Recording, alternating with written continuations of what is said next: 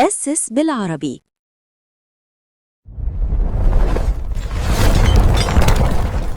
For fitness and sports science, trying Olympic cinematic style.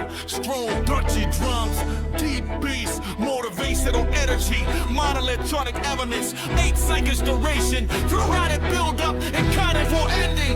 Professional YouTube intro.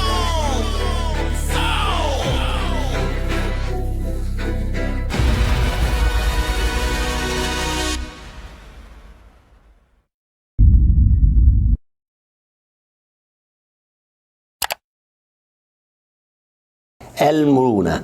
الاسترتشات ليها دور كبير جدا في النشاط الرياضي. ليه؟ عشان ليها مجموعة كبيرة من الفوائد، مش هنختصرها في البرومو لان لازم تشوفوا وتعرفوا ده بنفسكم، عشان الناس اللي كانت بتطنش الفلكسبيليتي تعرف قيمة الفلكسبيليتي.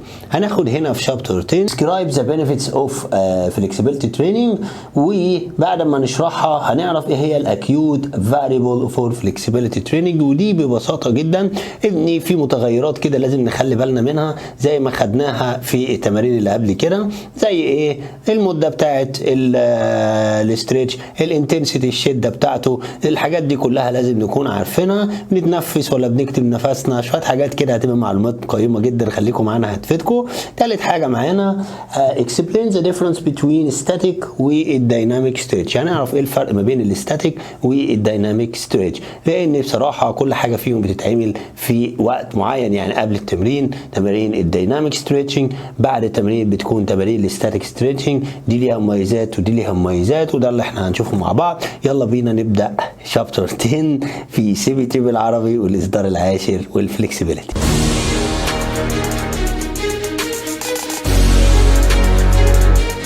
flexibility هنا بتعرف the range of motion of a muscle and its associated connective tissue at a joint or joints. عندي مفصل اهو، مفصل الكوع وليكن انا المفروض ده الرينج اوف موشن بتاعي flexion extension. تمام. flexibility معناه ايه؟ ان انا اجيب الرينج اوف موشن اهو، ما يبقاش عكس اكتر من كده، لا الرينج اوف موشن اوكي اهو. رينج اوف موشن في ناس بيبقى هنا اخرها مثلا فتبتدي تعمل استرتشات اطالات عشان ده اسمه الرينج اوف موشن. في قصاد الكلمه دي حاجه اسمها الهايبر موبيليتي. الهايبر موبيليتي برضو لو زادت عن اللزوم تبقى مشكله، زي ما واضحه قدامنا على الشاشه كده، لانها بتضعف الجوينتس وبالتالي العضلات والتندنس اللي حواليها، فما بتكونش حاجه جيده قوي.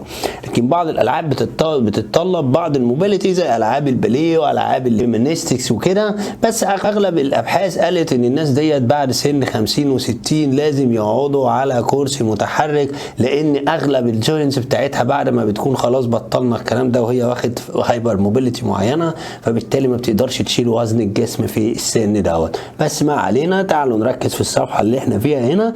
بيقول لنا البينيفيتس بتاعه الفلكسبيليتي.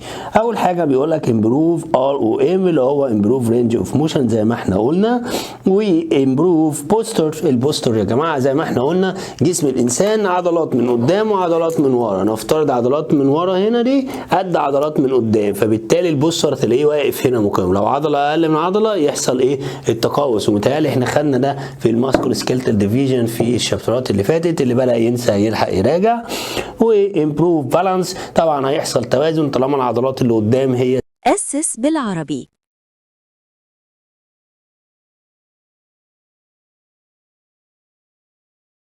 This is the most professional master trainer in the Middle East, Coach Ahmed Megahype, founder of Oso's Bella Rabi, a movement built to spread real fitness knowledge, helping other trainers learn the right way, through Zainab to nutrition.